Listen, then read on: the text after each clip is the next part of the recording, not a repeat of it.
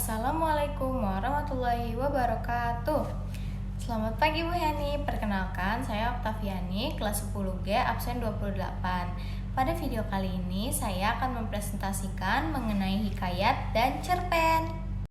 Yang pertama, ada pengertian hikayat. Hikayat merupakan karya sastra Melayu yang berbentuk prosa dan berisi cerita, undang-undang, dan silsilah yang bersifat rekaan, keagamaan, historis, maupun geografis atau gabungan dari sifat-sifat itu.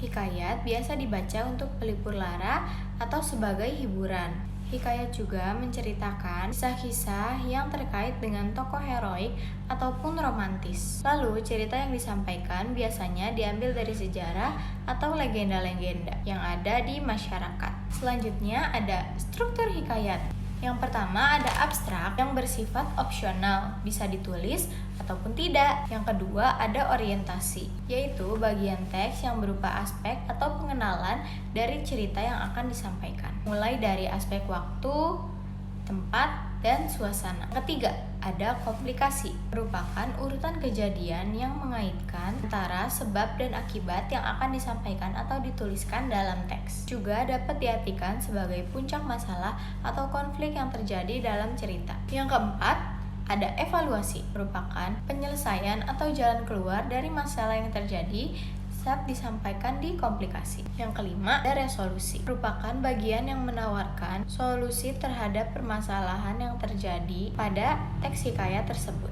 Yang terakhir atau yang keenam ada koda, merupakan pesan atau amanat yang disampaikan atau yang tersirat dalam teks hikayat yang telah disampaikan oleh penulis. Jadi, pembaca dapat menyimpulkan atau mengartikan apa pelajaran atau pesan moral yang terdapat dari hikayat tersebut. Selanjutnya, ada ciri-ciri hikayat. Yang pertama, menggunakan bahasa Melayu. Yang kedua, istana sentris, yaitu cerita yang disampaikan berlatar belakang istana. Yang ketiga, ciri-ciri hikayat adalah pralogis, yaitu ceritanya tidak masuk di akal karena berdasarkan khayalan. Yang keempat, statis, bersifat kaku atau tetap. Yang kelima, anonim, penulis dari teks atau cerita hikayat tersebut tidak diketahui atau pengarangnya tidak jelas. Yang terakhir, hikayat menggunakan kata-kata arkais, yaitu kata-kata yang jarang digunakan seperti syahdan dan bermula. Selanjutnya ada kaidah kebahasaan hikayat. Biasanya menggunakan bahasa Melayu yang klasik dan ditandai dengan penggunaan banyak kata penghubung atau kata konjungsi seperti maka dan ketika. Lalu menggunakan kata-kata arkais seperti beroleh, titah, buluh, mahligai, inang, upeti, dan bejana. Yang terakhir, menggunakan majas seperti majas hiperbola, majas simile, dan majas antonomasia. Yang terakhir ada contoh hikayat. Contoh yang saya ambil adalah cerita hikayat Hang Tuah yang memiliki pesan moral mengenai nilai kesetiaan. Tentang kesetiaan Hang Tuah menjadi laksamana yang dipercayai oleh raja. Dan yang kedua ada nilai kesabaran, tentang kesabaran Hang Tuah dalam menerima fitnah dari Patih Kermawijaya. Berikut mengenai teks hikayat. Selanjutnya, saya akan mempresentasikan atau menjelaskan mengenai cerpen. Yang pertama, ada pengertian cerpen. Cerpen merupakan singkatan dari cerita pendek yang merupakan karya sastra yang berbentuk tulisan yang mengisahkan sebuah cerita fiksi dan dikemas dalam bentuk cerita pendek dengan ringkas dan jelas. Cerpen biasanya hanya mengisahkan cerita pendek tentang permasalahan yang dialami oleh satu tokoh saja. Cerpen juga dapat disebut sebagai fiksi prosa karena cerita yang disuguhkan hanya berfokus pada satu konflik yang dialami oleh tokoh pertama, mulai dari pengenalan karakter hingga penyelesaian permasalahan yang dialami oleh tokoh. Cerpen juga terdiri tidak lebih dari 10.000 kata. Selanjutnya ada struktur cerpen. Yang pertama, ada abstrak, merupakan pemaparan gambaran awal dari cerita yang dikisahkan. Yang kedua, ada orientasi. Biasanya menjelaskan mengenai latar cerita seperti waktu, suasana, tempat, atau lokasi yang digunakan pada cerpen.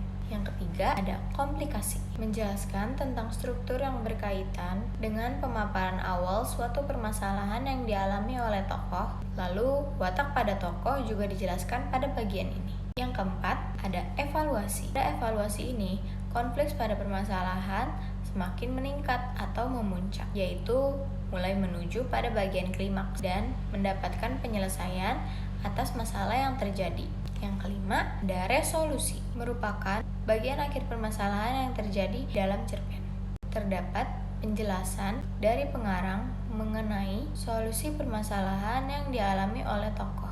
Yang keenam, ada koda, merupakan nilai atau pesan moral yang terdapat dari cerpen yang disampaikan dari penulis kepada pembaca. Selanjutnya ada kaidah kebahasaan cerpen. Pertama, cerpen menggunakan kata bermakna lampau, seperti ketika, beberapa tahun lalu, telah terjadi, dan lain-lain. Menggunakan konjungsi kronologis, seperti sejak saat itu, mula-mula, kemudian, dan lainnya. Selanjutnya, menggunakan kata kerja yang menggambarkan sesuatu pada peristiwa, seperti menyuruh, melompat, memberi, menghindar, membersihkan, dan masih banyak lagi. Selanjutnya, menggunakan kalimat langsung dan tidak langsung, seperti menanyakan dan mengungkapkan. Selanjutnya, menggunakan kata-kata kiasan atau konotatif untuk menambah keestetikan. Lalu, cerpen juga menggunakan frasa adverbial atau kata keterangan yang membantu menunjukkan latar tempat atau waktu. Juga menggunakan kata-kata sifat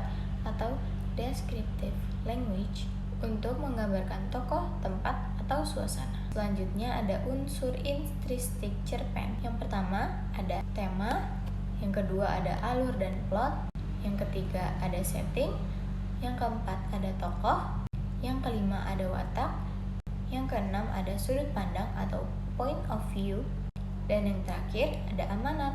Selanjutnya ada unsur ekstrinsik cerpen. Yang pertama, terdapat latar belakang dari pengarang. Yang kedua, terdapat latar belakang dari masyarakat. Yang ketiga, terdapat biografi yang memaparkan biodata. Yang keempat, terdapat aliran sastra memengaruhi gaya bahasa yang digunakan oleh penulis saat membuat cerpen atau saat menyampaikan ceritanya. Yang kelima, terdapat kondisi psikologis, yaitu seperti senang, marah, sedih, atau kecewa yang mempengaruhi mood penulis pada saat pembuatan cerpen. Lalu yang terakhir ada contoh cerpen dengan judul Cinta di Perpustakaan. Jika ingin membaca, teman-teman bisa baca di internet atau melalui PPT saya. Itu merupakan penjelasan mengenai hikayat dan cerpen yang telah dibuat oleh saya. Kurang lebihnya mohon maaf. Wassalamualaikum warahmatullahi wabarakatuh. Terima kasih Bu Eni.